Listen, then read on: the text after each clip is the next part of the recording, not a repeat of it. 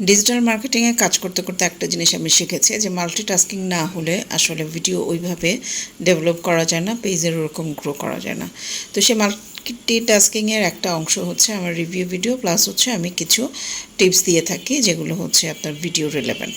তো এখানে দেখেন ফেসবুক কিন্তু নিজেই আপনাকে বলে দিচ্ছে যে আপনি কি করলে আপনার ভিডিওটা রিচ ঠিক মতো বাড়বে এবং মানুষের কাছে গিয়ে পৌঁছাবে। তার আগে আমি খাবারটা যেহেতু দেখাচ্ছে, খাবারের একটা কোন জায়গা থেকে খাবারটা নিয়েছি সেটা বলছি। সেটা হচ্ছে রেড টমেটো, তার মানে 27 নম্বরের একটা রেস্টুরেন্ট, সেখানকার খাবারের ভিডিও এটা। তার উপরে আমি আর কি আজকের ভিডিওটা এডিট করছি। এনিওয়ে 6টা ক্রাইটেরিয়া এখানে দেখেন ফেসবুক নিজেই বলে দিচ্ছে। এটা আমার অন্য একটা পেজের, নতুন একটা পেজের। এখানে আমি ভিডিও আপলোড করছি এবং গত কয়েকদিন ধরে রেগুলার বেসিসে ভিডিও আপলোড করছি এবং ফেসবুক থেকে আমাকে একটা মেসেজ পপ আপ দিয়েছে যে দেখেন এইগুলো ক্রাইটেরিয়া যদি আপনি মিট করেন তাহলে আপনার ভিডিওটা রিচ বাড়বে এবং মানুষের কাছে গিয়ে পৌঁছাবে। তার মধ্যে 1 নাম্বার যেটা বলছে সেটা হচ্ছে add closed caption to your video. আপনার ক্যাপশন টাকে যদি অন করা থাকে তাহলে আপনাকে ডেফিনেটলি ওটাকে ক্লোজ করে নিতে হবে।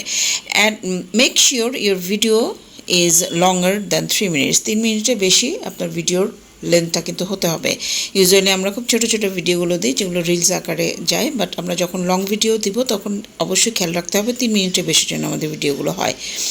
তারপর দিয়েছে write a description for your video.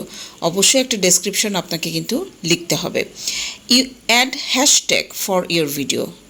হ্যাশট্যাগটা ম্যান্ডেটরি, তবে কতগুলো হ্যাশট্যাগ আপনি ইউজ করতে পারবেন এরকম কোনো পার্টিকুলার রুলস কিন্তু এখন পর্যন্ত আমি দেখিনি।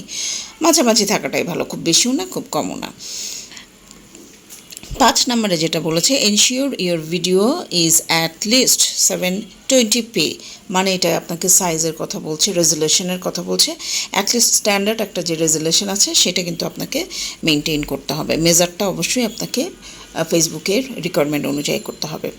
এরপরে আছে use a mobile friendly aspect ratio. আপনাকে রেশিওটা, মেজারমেন্ট যে রেশিও 1.1 আছে, আরেকটা আছে 4:5, এরকম একটা রেশিও আছে। সো ওই রেশিওগুলো মেনটেন করে কিন্তু ভিডিও মেক করতে হবে।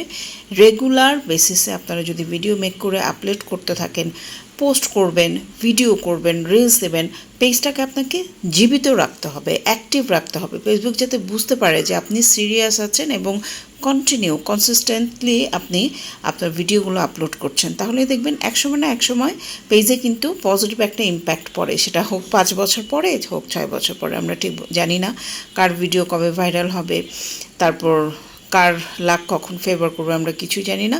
বাট চেষ্টা করে যেতে হবে, পাশাপাশি নিয়মগুলো কিন্তু মেনে আপনাদেরকে ভিডিওটা করতে হবে। আরেকটা ব্যাপার হচ্ছে কপিরাইট যেন কোনোভাবে না আসে, সেদিকে খেয়াল রাখতে হবে। ধন্যবাদ সবাইকে।